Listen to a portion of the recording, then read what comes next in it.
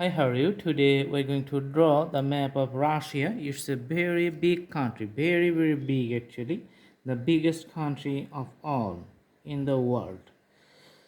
So it has lots of borders with so many countries. First, we're going to draw the outline of Russia, the basic shape of the borders. Then we're going to see the southern parts and other country borders. Okay.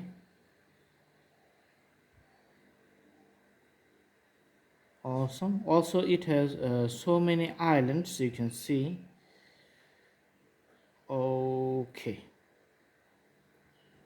We're just providing only the major islands here, and other islands cannot be provided here because it's a very small area and we have small amount of time. Okay, so this is Russia. Now I'm going to put the color crayon, very soft crayon colors to show the border areas of the Russia inside the borders, so that the shape of the country map you can easily understand, and that's going to be very helpful if you want to memorize it.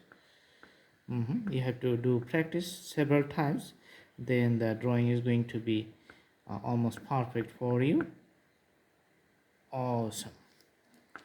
So you can see it's on the actually north of all other countries. Its location is in Asia.